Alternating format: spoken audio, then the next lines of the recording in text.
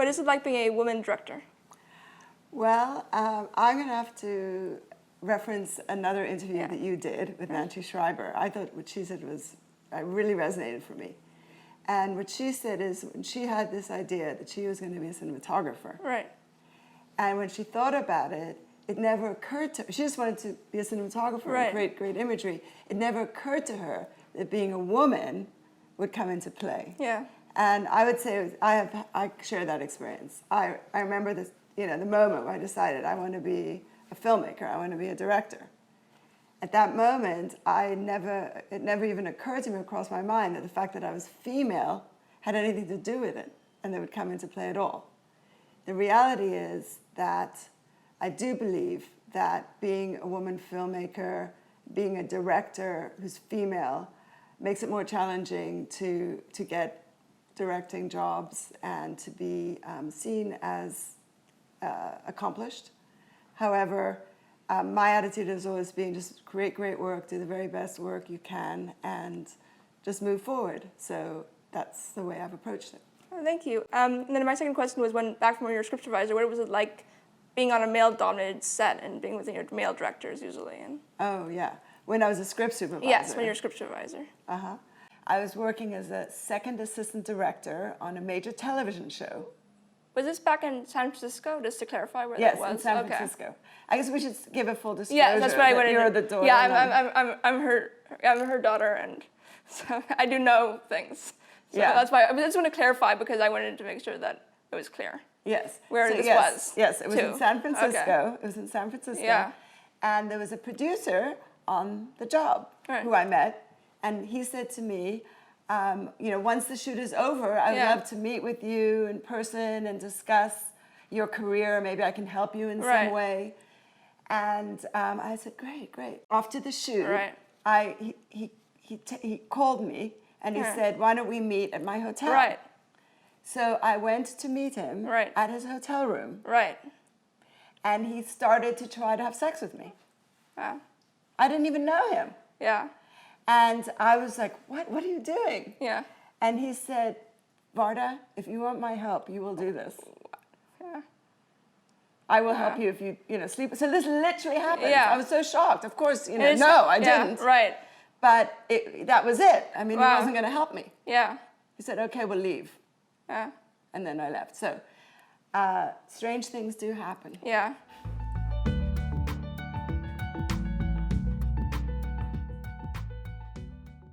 What are the difference between shooting shorter pieces and longer feature-length films? Okay, that's a good question. Well, as you know, I have made several feature documentaries, including Big Voice, which took over 4 years to make, and we're just now started to discuss distribution. And then I make a lot of short form. In fact, I love making short form videos. So I guess the biggest difference is that it's kind of like comparing a haiku and a novel. It's much more challenging to make long form films. It's especially documentaries. You have to take in a lot of footage, like we had 250 hours worth of footage. You have to find the story and you have to narrow it down to 83 minutes. And we're even making an hour version. So it takes an extraordinary amount of perseverance and endurance. Endurance comes into play. With short form, it's very valuable to vision ahead of time. And the process is just a lot faster, and intuition can come into play and work a lot more effectively than in long form. You really have to think things through, and you really have to be with things for a really long time. In short form, you kind of can get a quick hit and an intuitive thing, and you can make a cut, or you can capture a piece of imagery, and it's just a lot faster, kind of more intuitive kind of working, rather than like sort of a deep intellectual inquiry. Right. They're both very satisfying in different ways. I would say long form is a lot more challenging. The short form, for me, I've done so many short videos that it's quite a joy. It's still a great challenge, but it's an easier process for me.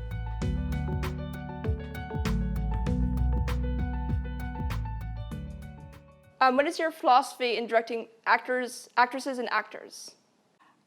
Yeah, I mean, I think human beings are human beings. Right. And when I work with actors, my goal is to work with them to find truth in their performance. So, I mean, bottom line to me is that if I believe them, Right. if I'm moved by what they're Right. saying, or if I'm somehow just, if I fall for them Right. and what they're saying, Yeah. basically. So when I work with actors, and by the way, I love to work with Yes. actors. I do make documentaries, but I do love to do scripted stuff. When I work with actors, basically, we work together. I feel like I'm collaborating with them. We kind of become one in a sense. Yeah. And I think we're both sort of moving towards the same intention, which is to create a performance that is believable and truthful. Yeah. And the way I know, and it doesn't matter the gender, whether it's a man or a woman, Yeah. it's the same thing. And when I know it's working is when I sort of fall for it.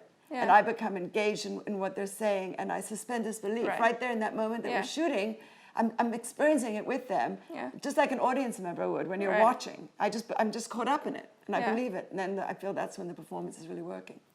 Cool, thank you. Do you like that? Yeah, I do like that. That's why I was going to go for it. I wanted to make sure you said, suspend belief, because I wasn't sure if you were going to get that. The suspend disbelief. Yeah. I've never heard anyone else say that, but like to actually be able to suspend disbelief as you're watching the performance unfold is, that's pretty neat.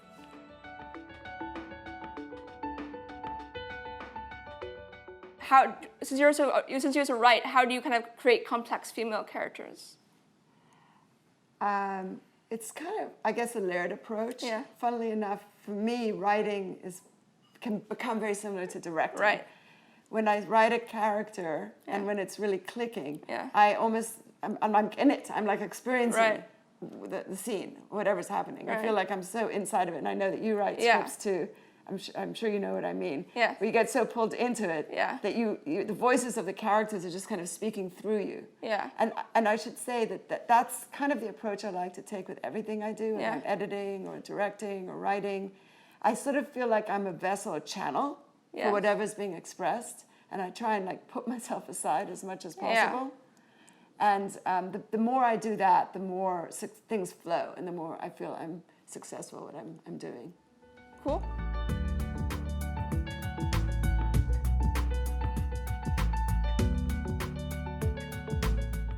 Does being a woman affect what kind of projects you take on? I definitely like to do what I feel most connected to me. Because since I'm such an intuitive artist, if I don't connect with the material, it's hard for me to just pull it out, you know? So that's definitely determined the body of work that I've done so far. I do want to say one thing about filmmaking. If you ask anyone, male or female, about filmmaking and how, what is it like, most people will tell you how difficult and challenging it is. Right. And one thing that I've come to realize, which I'm really grateful for, is no matter what the challenges are, including, the things that I've had to deal with being female and a woman, it's just perfect as it is. That is how it's meant to be. Right. There is no reality that does not include obstacles, that does not include hardship, that does not include, the tears and the laughter. Yeah. So reality includes it all. Right. So there's nothing wrong if there are challenges or obstacles or things go wrong. It's nothing wrong with that. That is what life is. Yeah.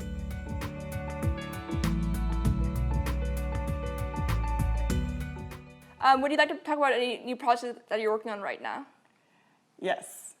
I'm still continuing to do short form pieces, and I will say that I'm doing a piece right now called Heal Our Hearts at Wounded Knee, which is a video to help promote a ride, 800-person ride of Native Americans at Wounded Knee to promote and forward the healing of people who've experienced massacres and the massacres across the planet. So that's a really fun short video I'm working on. Then in the long form, we are just doing our festival run of Big Voice, which is a musical documentary about a demanding high school choir director pushing his students to achieve true artistry. And it's a film I'm very proud of. I feel it's got a very authentic voice, and it really shows what a teacher's up against as he's aspiring to achieve excellence. And it shows what the students are up against. And you get a sense of the life of the student in high school.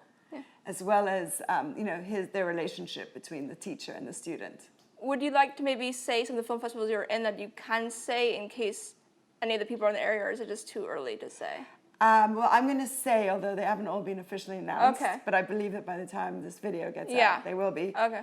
We're going to premiere at the Heartland Film Festival, which is in Indianapolis. Yeah. It's a great festival. I've been there before, and I really enjoyed it thoroughly. It really honors the films and the filmmakers in a really fun way.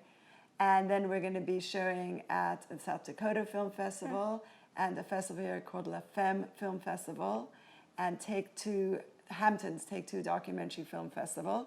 Yeah. And I believe we're going to be screening at the LA New Filmmakers LA. Right.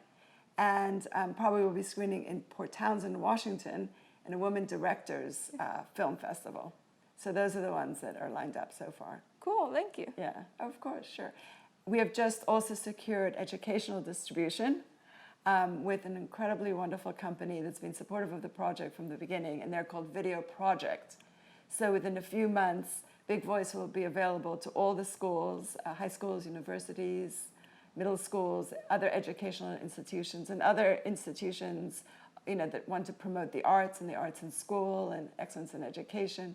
So that will be available through the Video Project, and we're in conversation actually with the larger distributor right now of distribution. Cool. So it will be available to the public too within 6 months or so. Thank you very much for inviting me to be part of your interviews. I've been listening to your other interviews and really enjoyed them, and I think what you're doing is really important with interviewing independent filmmakers, especially women filmmakers, so thank you. And then thank you for being willing to do this interview right now. I know you're very busy, so thanks.